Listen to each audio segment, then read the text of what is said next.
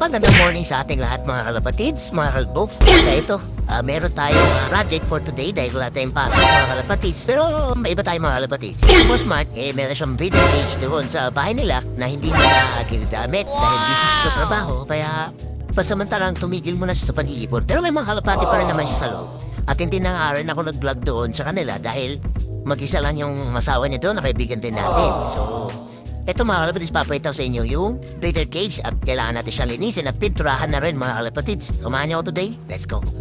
Ako nga pala si Youngstown, isa akong breakdancer at pigeon panshir. Di punggol. So ito nga yung project natin for today mga kalapatids. Wow! Ayan. So 6 na butas siya. Tatlo. Ayan. So matagal na ito nakaimbak dun sa kanila. Ayan o. Kaya lilinisin natin ngayon para magamit pa natin mga kalapatids. Ang problema lang natin ngayon, wala tayong pang salon ng poop tray dito. So, hanapan pa natin ang paraan. O kaya, ano talaga dito, the best dito, mabila natin ang liso para sa poop tray, no? Magawan siya ng poop tray. Okay? So, ngayon, ang mission muna natin, linisin itong cage na to. Alright? At pinturahan na rin natin. Let's go!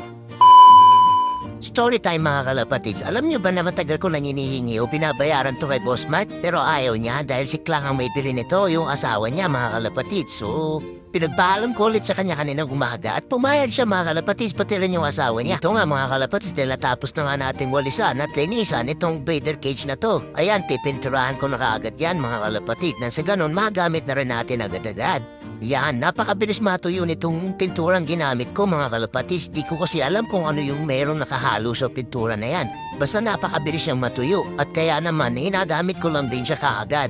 Ayan, shoutout po sa lahat ng mga pintor natin na napakagaling niyo po. Napakahirap pala na itong magpipinta o pagpipintura ng mga ganito mga kalapatids.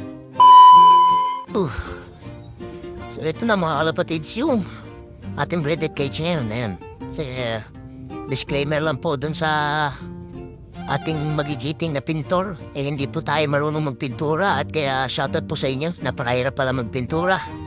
Ayan o, lalo na yung mga sulok-sulok na ganyan o. Hindi ko na kayang dugutin. Ayan o. Kita niyo naman yan mga kalapatids o. May kita niyo, may mga kalakalawang pa. Hindi ko madugot mga kalapatids. Mahina yung ano natin. Alright. Yan, shoutout sa lahat ng mga pintor natin dyan. At napakatyaga nilang magpintura talaga mga kalapatids. Dito pa nga lang, hirap na ako, di ba? Ang ano lang sa atin hindi tayo takot sumubo. Yan.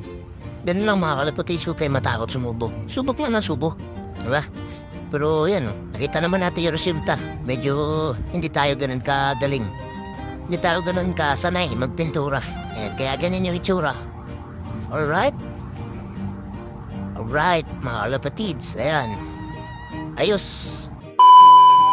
So, ito na nga pala, yung breeder cage ngayon, mga kalapatids. Dito ko nga inilagay. Ayan. May mga laman na yan, mga kalapatids. Ayan, oh. Black sa black. White sa white. Giant, oh. Tapos Tiger Grizzle. Ayan, oh. Wala dyan si Ninja dahil may nararamdaman siya. At dito naman, black check sa checkered mga kalapatids. Ayan, tas dito yung magkambal, yung magkapatid mga kalapatids. Ayan, mag-mesmate yan, yung dalawang yan. Parang semi-saddle. At ito naman ay parehas blue back. Ayan, nandyan sa ilalim.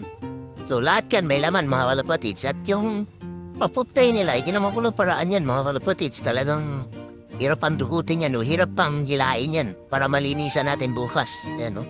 Kita-kits ulit sa next vlog mga kalapatids. Alright? Alright.